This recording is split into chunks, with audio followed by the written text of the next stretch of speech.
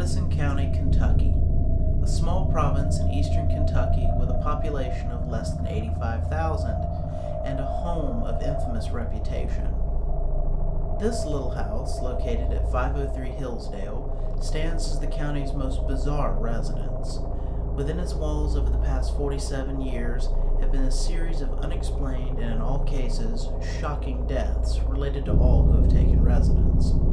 Constructed in 1966, the first owners, Philip and Martha Adkins, moved in on March 9, 1967, where they lived without incident until August 23, 1974. Returning home from the local market, Martha found the front door open and the television on. After having neighbors search the home, Martha re-entered and began cooking dinner for herself and Philip, who arrived home minutes later. The second incident occurred on September 17th during a thunderstorm. Police had been called by neighbors after screams sounded from the house around 11:30 p.m. Upon arrival, the statements of the Adkins reported that both had heard banging from both the front and back doors, culminating in, according to Martha Adkins, sounds of people moving around upstairs. Police performed a thorough search of the house and surrounding neighborhoods, finding nothing. Things remained quiet until the night of October 11, 1974. Once again, police were called by neighbors after sounds of gunshots fired from an upstairs bedroom. After breaking in, police discovered what appeared to be a murder-suicide. Philip was found on the floor next to the bed with 2 bullet wounds from a .38 revolver in his chest. The gun was found in Martha's hand. She was sitting in the bed, back against the wall, and a single gunshot fired through her mouth into the wall behind her. Police interviews of the neighbors revealed nothing to suspect either foul play or signs of depression in either member of the Adkins family. Investigators marked it as case closed, and the home remained empty in the ownership of the local bank. 5 years later, the house became home to a new family, the Shaws. Husband and father, Howard, wife and mother, Anna, and daughter, Maddie. Moving in on February 27, 1979, the Shaw family had been given no information on the previous owners or their untimely demise. This information was quickly given to them by the neighbors. Neither Howard nor Anna cared about the past and decided to keep the newly discovered information to themselves. In late June of 1979, Howard was involved in a car accident returning from a business trip in Tennessee. The results of his injuries were several cracked ribs and a broken leg, forcing him to begin sleeping on the sofa in the living room until September. On July 4th, at a backyard cookout 2 doors down the street, 14-year-old Maddie began complaining of stomach pains in the early evening and requested to return home. She and her father both made the short walk back to 503 Hillsdale, both deciding to call it a night. An hour later, Anna returned after helping with the cleanup to find Howard asleep on the couch and the back door left ajar. Anna closed and locked the back door, then decided to check on her daughter upstairs. Howard Shaw awoke to his wife shaking him. Their daughter was gone. Quickly, a neighborhood posse was formed, and with the help of law enforcement, searched the entire county. No sign of Maddie Shaw was found. Missing person reports were made, and the entire county prayed for the safe return of Maddie Shaw. For 2 years, not a trace was discovered about the disappearance of Maddie Shaw until preparations to add a tool shed to the backyard in 1981. Due to soft ground in the backyard being a year-wide issue, a foundation needed to be poured. Digging deep, a worker found the mutilated body of Maddie Shaw. The house was a crime scene once again. The cause of death had been determined to be a deep slash across the throat, allowing her to bleed out. Howard Shaw recounted his statement that Maddie said she was going to shower before bed, which he had heard the water start roughly 10 minutes after their return home on the night of July 4th.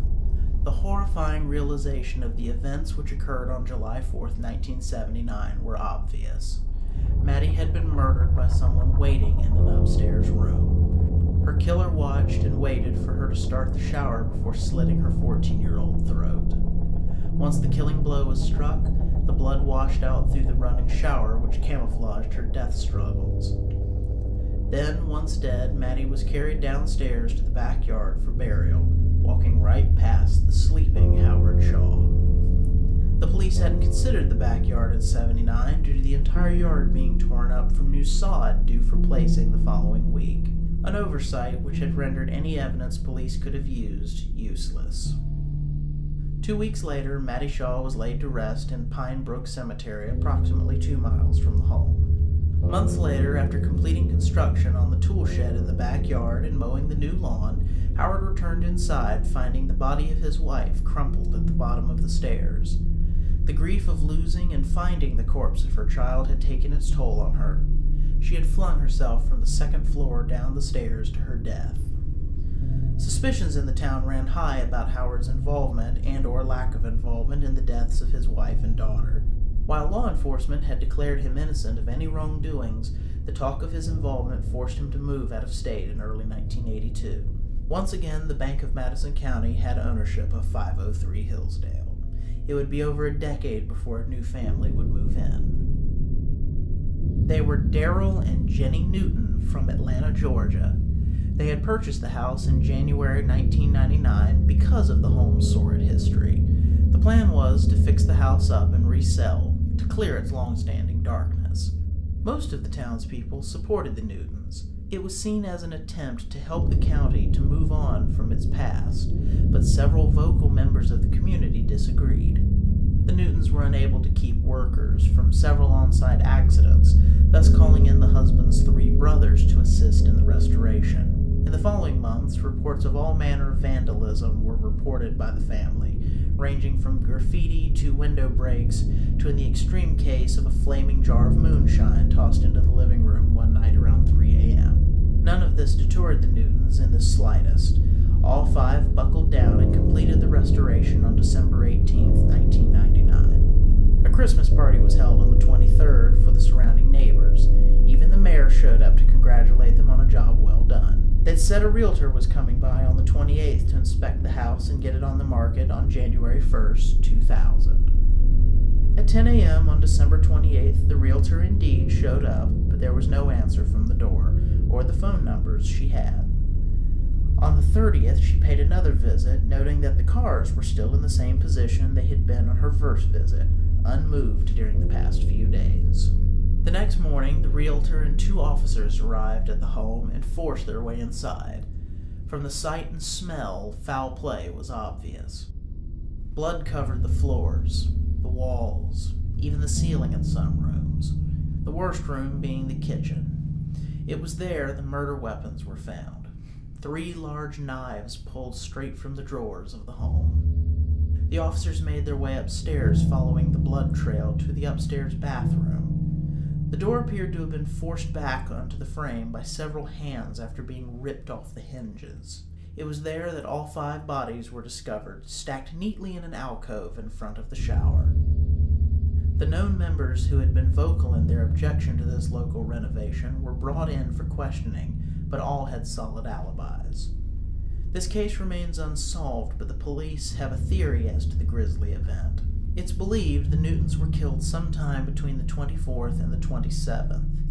It's also believed the victims knew their killers, that they were invited in where at some point the killers started an altercation, pulled the knives, and killed the 4 men in the kitchen. Jenny ran to the upstairs bathroom, where once the men were subdued, the killers went upstairs, ripped the door off the hinges, and brutally killed Jenny in the shower. Once done, the bodies were ritualistically stacked with Jenny on top, the door resealed, knives placed on the counter, and the killers walked out the back door without any thought from anyone, leaving no traces and no witnesses. Since the killings in 1999 and the investigation in 2000, the bank had the house cleaned as best as possible, but it remained empty. Until now. This is the Clark family. On August 3, 2013, they moved into 503 Hillsdale. As of this recording, they are alive and well. The locals are keeping a watchful eye on them. They are, after all, the first family to move into this house in 14 years, as well as the first to bring children in since 1979.